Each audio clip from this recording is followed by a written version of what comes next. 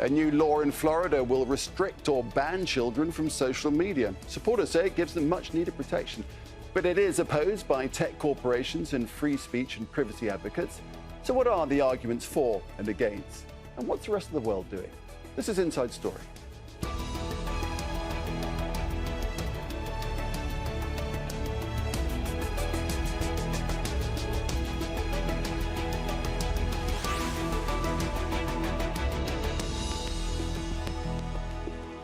Hello and welcome to the programme. I'm Nick Clark. So, new legislation passed in Florida will bar all children aged under 14 from social media, while under 16s will need their parents' approval. Republican Governor Ron DeSantis has enacted the law a federal judge in another state struck down amid concerns over curbs on freedom of speech. Information today has never been so freely available, transforming what we can find out at our fingertips. And it's now in our pockets too with smartphones and also in the hands of children. Social media is now part of everyday life for many, but studies show it can negatively affect people's mental health, particularly for the young and vulnerable. And there's a risk of exposure to violent and pornographic material too when it's not blocked by social media platforms. But opponents of restrictions say laws like the one in Florida are interference by big government, an erosion of freedom of speech and a denial of educational information for children. It's a debate that's intensifying worldwide, not just in the United States, and we'll be adding to it with our guests in just a few moments. But first, this report from Ume Kulsum Sharif. In Florida, children like these aged under 14 can no longer hold social media accounts, and even to access them, they'll need their parents' permission. The bill signed into a law by the state's Republican governor is one of the most restrictive social media bans for minors in the United States. Now, with things like social media and all this, you can have a kid in the house, safe seemingly, and then you have predators that can get right in there into your own home. You could be doing everything right, but they know how to get and manipulate these different platforms. And so it's created huge problems. Similar laws in other states are being challenged under the U.S. Constitution. Opponents say they restrict rights to free speech. International research has found the mental health of youths is being put at risk by their unlimited exposure to social media. Parents, children's advocates and political figures say companies are putting profits first and are not doing enough to protect children. In 2021, internal documents revealed by a whistleblower at Facebook that showed the negative effects on youths were discussed in the U.S. Congress. The suicide rate for 10 to 14-year-olds has doubled. For young girls, it has quadrupled. Instagram didn't create this crisis, but from the documents provided by the whistleblower, clearly Facebook's own researchers described Instagram itself as a, quote, perfect storm. I want to be clear that this research is not a bombshell. It's not causal research. It's in fact just directional research that we use for product changes. This research is a bombshell. It is powerful, gripping, riveting evidence.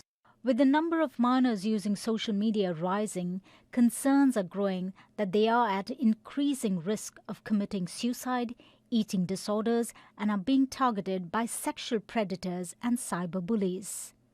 Tech giants are promising to do more to make their applications safe for children. We also support setting industry standards on age-appropriate content and limiting signals for advertising to teens to age and location and not behavior. At the end of the day, we want everyone who uses our services to have safe and positive experiences. The new law in Florida is being debated in other states and countries, and the tech industry is expected to mount legal challenges. Ume Kulsum Sharif, Al Jazeera for Inside Story.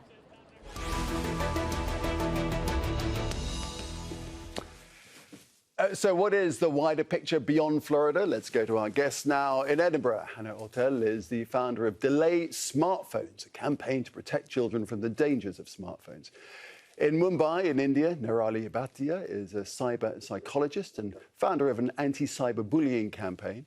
And in Dublin, we have Nolene Blackwell, who's the online safety coordinator of the Irish charity Children's Rights Alliance. Greetings, everybody. Good to have you with us for this important discussion. I'd like to start with you, Hannah, in Edinburgh, if we can. You feel so strongly about this. You set up your own organisation advocating to delay giving children smartphones until at least 17. Why did you do that? So just to clarify, it's delaying smartphones until at least the age of 14 and social media for 16. So I set this up because I'm a therapist myself, and I saw a huge change in the kind of things that clients were coming to me for in terms of the levels of social anxiety, particularly with girls. And normally it came back to what they were doing was, spending lots of time on social media apps, and it was clearly having a big impact on their mental health. I have young children myself as well, and I think that all of us can agree when we just walk around now and see how much young children and teenagers are just on their phones, even when they're together. This was just not the kind of world that I wanted my own children to grow up in. And so I realized that we had to do something at the community level, working together. If I delay in one city and someone else does it in another city, it's almost impossible to commit to delaying. But if we can do it together as our communities, but also nationally, then it can really have a big difference, because we know social pressure is one of the main reasons why parents are giving their kids smartphones and social media. Right, and Hannah, how popular has it become? How quickly has it grown? Well, yeah, I think we can see there's been a huge movement growing across the UK, where lots more parents are becoming aware now of the dangers of smartphones and social media. And people are realizing that if we stand together, as parents, we actually have a lot of power. There are lots of organizations coming together to really work on this issue.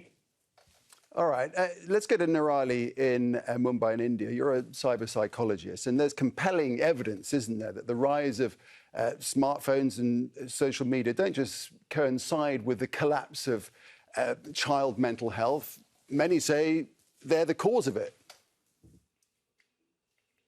Yes, absolutely. There's enough evidence by now, enough research that is showing that how the time spent on screen is impacting how we are behaving, how we are making decisions, overall lifestyle, not just emotional and mental, even the physical health is suffering. Of course, a young child is not really prepared. I always use an analogy that giving a smartphone enabled with social media accounts also on that is like handing a car empty with the diesel in it and not educating the child on the road safety. Neither the driving lessons are provided. You've just asked them that go explore. So it is bound to create mishaps. It is bound to create that kind of, problems. It will come without education. So definitely, I am very much in agreement with recurbing. During the pandemic, we did not have really enough choice of handling, because the education was also online. But now it is time that we can look at, revoking that kind of need, that why does a very, very young child, which is under age of 14, require an access to social media? So that's the question that we are also taking up out loud at our end of the world as well. OK, Nolene, we'll come to what you think of the ban itself in a moment. But first, as an expert in children's online safety, it's right to say that the graph line, Nolene, for suicides, for depression, for anxiety in children soared just when social media has captured, if you will, our children's attention. Yes, and absolutely, undoubtedly, all around the world, people are so worried about this, and it has to be part of the problem. Certainly has to be children's access to social media, such as it is right now.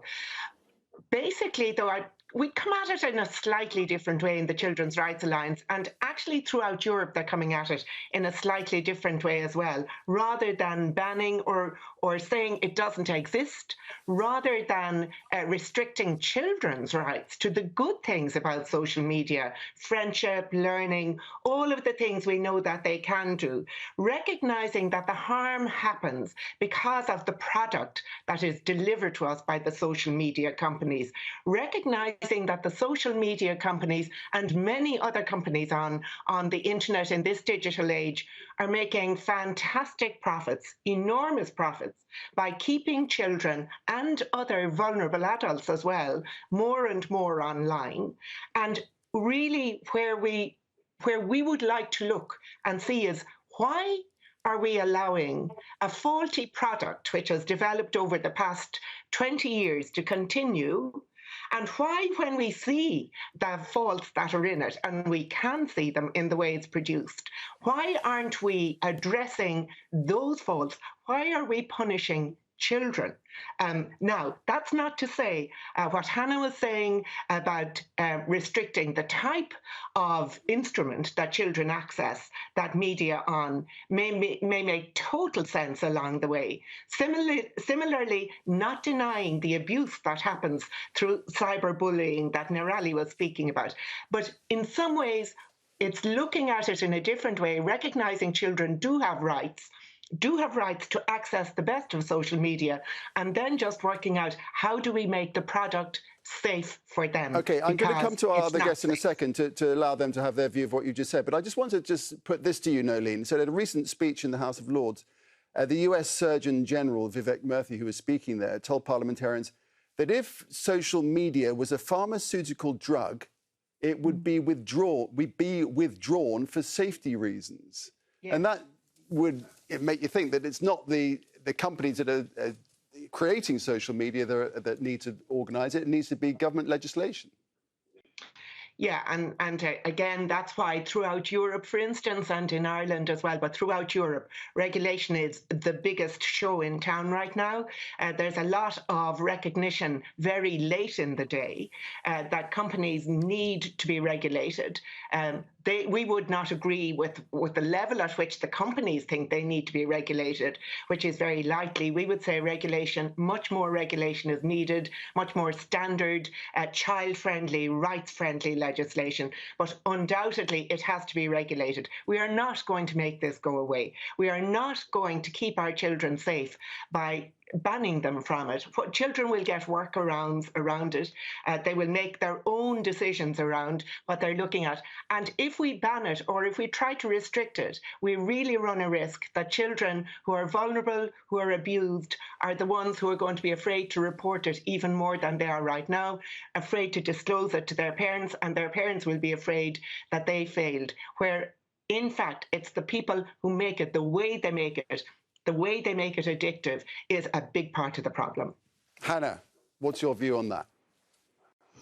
Yeah, so I think I understand what Nolene's saying about, for vulnerable kids, that they're going to be less likely to want to come forward. But we have a huge conflict of interest with the tech companies. So we have, they have created an extremely addictive apps, for children, and they want to keep children on these apps for as long as they possibly can. Every minute longer that they're on the apps, they can make more profit.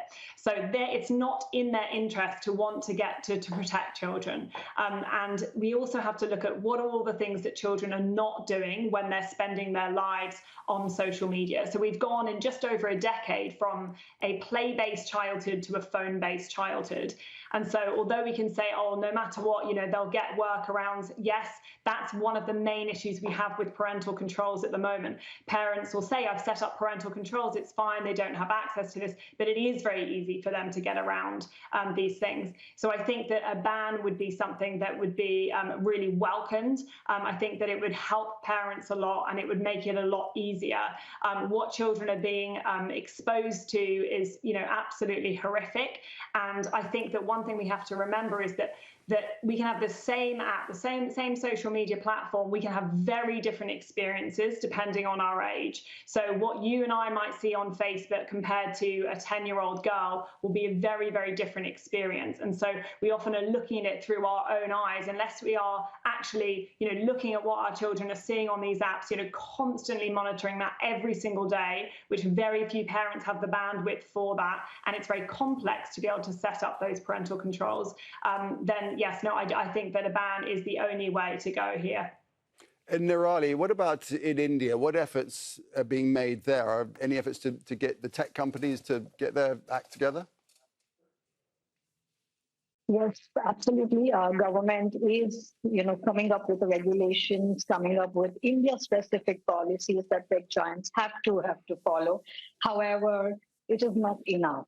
We are a very, very young nation, meaning we have a large young population which is using these products day in, day out, and they're really getting sucked into this world. Indian upbringing is very different. It's very social. We believe in a lot of physical interaction, and that's the first effect that we are seeing of this social media. So ironically, it's called social, but it is eventually isolating. And loneliness, growing anxiety and depression has been on massive rise in our country. And that is also a reason that, organizations like mine have to exist. So I'm also very much in favor of that. Yes, we need to welcome the ban because this has to be collective. See, it's not only children using, or it's not only the content that they are exposed to, but it's also another angle where parents are also encouraging their children because it is a monetizing platform. We have so many young talents who have been, encouraged by their parents, who have lost their childhood in becoming a social media star and really earning good money at this age. Yes, it's a good thing, as well as it is not appropriate if it is not done in a collective measure. And that is why I'm also in favor of ban, because if it is imposed, collectively all of us will have to follow the same. If we give that freedom over here, then we are looking at what had happened earlier with PUBGs and with TikToks, where the ban comes in, but then there is a backdoor entry and children are still over there, and different segments of people are still over there. So I think if collectively we go ahead, we are catering to our future of our nation. We need healthy, emotionally, mentally, physically, healthy population. And this at corrective age, at the right age, if we bring this measure, it will go a long way. And honestly, we also haven't identified the actual need for under 14. Besides education, right now, why do they require social media? If we have one good reason, we can still continue. During the pandemic, this was the way of interacting, socializing, peer connections. It was important along education. But now we need to relook at it. Okay, Noli, I just want to come back to you and to your point about, putting the impetus onto the emphasis onto the tech companies to do something about this.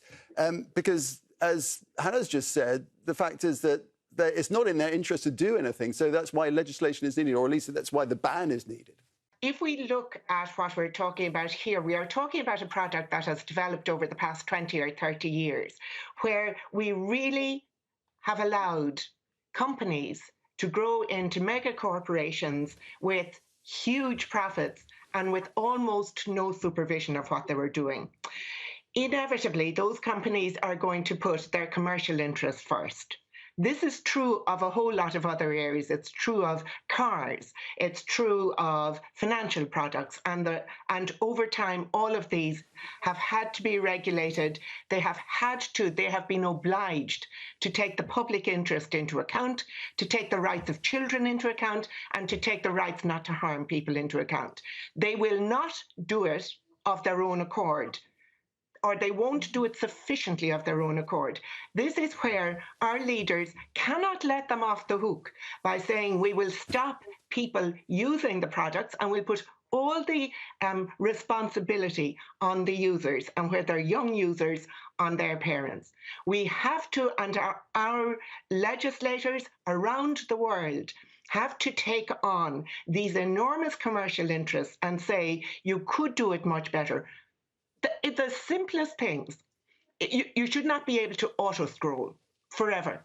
That should not be possible on a social media panel. It is. That could be fixed in a moment, but it does not make commercial sense. So somebody has to tell these companies to make their products safe. They are currently selling unsafe products, and only regulation will sort it out. Yes, there's a lot to be learned in media literacy. There's a lot we can do about trying to form better habits for our people and our children.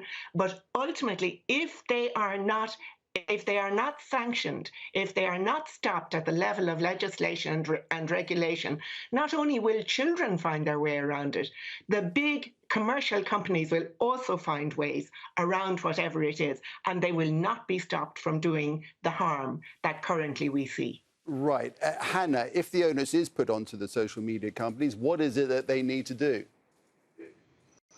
So the social media companies, they need to use external age verification apps. I think it should be under 16 for social media, so that they have to prove their age before they're able to use it. And then if children are found to be using it, then they can be fined and sued. So I think that this is definitely possible. And I think that when we ask, if there's been many studies of asking older children saying, you know, would you prefer if there was no social media? And throughout all of these studies, children have said yes, as long as no one else had it either. So they just don't, there's this social pressure where children don't want to be left out, but they realize this is something that's not positive for them. They realize that they're missing out on life. And we have now the first generation of children who were given social media before they hit high school. And we now know that for every year younger they were given a smartphone by their parents, the worse their mental health is today. So we have this collective action problem. I think that we need absolutely regulation of big tech, but we also need government legislation, and we also need a collective mindset shift of parents and of society at large. And I think that's why in the first instance, it's delay smartphones until at least the age of 14. Use an alternative device. There are so many great alternatives that can do everything that we want to be able to do, to be able to connect with our children. And that keeps them safe at least as much as possible in that first instance.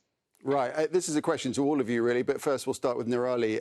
There are those who would say, precious few parents, I would think, but there are those who would say that a ban is just the nanny state speaking. Nirali, what do you think about that? So, you know, as just now Hannah also mentioned that it has to be a collective effort. Yes, it will start with a ban, but if there is a way where we can really arm twist these old tech giants to make sure that they align their intent. Because right now, if we have to see, yes, they can change their algorithms, they can change whatever they want at their end. The only missing element is intent. So if we start with a ban, things will follow up, and collectively we all can get over there to make sure that all of us are aligned to the safety measures that are required. Hannah, before I come back to you, Nolene, Hannah, I just want to ask you this. Parents have a responsibility too, don't they? Because should they not wean themselves off staring at their phones the whole time and looking at Instagram and Facebook, which is setting a pretty bad example for their children? Absolutely, yeah. I think healthy phone habits is something that, you know, we all need to work on, be more intentional with that for sure. I think the difference is that when we got smartphones, our frontal lobe was fully formed. We had the maturity to be able to deal with them. We still find them super addictive. So if you give them to very young children, it's just almost they've got no hope against that $1 trillion industry, the attention economy. So, Nolene, is it not for parents, not for national law, it's for parents to legislate in the home? So parents will, most parents try to do their best all the time anyway, but we have to accept that parents don't come in sort of one shape or form any more than children do. And we have to accept that some parents don't know enough to help and won't be able to do it. Other parents will be absent. Children will hide from their parents. Some parents have enough to do to manage their own day and their own time, you know, and barely cope. So there's a wide range of parenting available.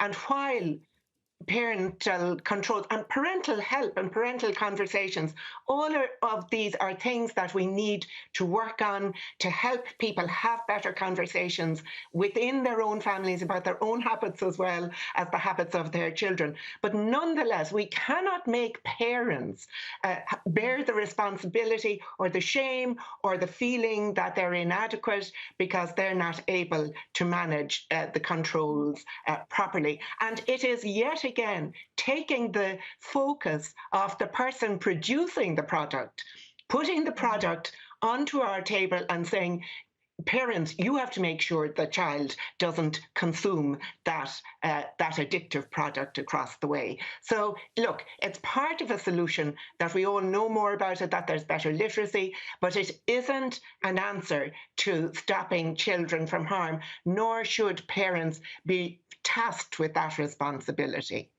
OK, Nirali, a question of the future. Yes. It's the early days of all of this, isn't it? We're all finding our way, both parent and child, and trying to figure out how to deal with this slightly terrifying world of social media that we find ourselves in. But Nirali, if we spin forward, say, 10 years, do you think things will be in place, that things will be very different then, that we'll have figured it out and worked out how to deal with this and to take on the might and the financial might of the big tech companies who have, as you've all said, this responsibility? I want to be very optimistic and hopeful, and hence we are talking over here today. We are very serious about that. We need to raise our voices now.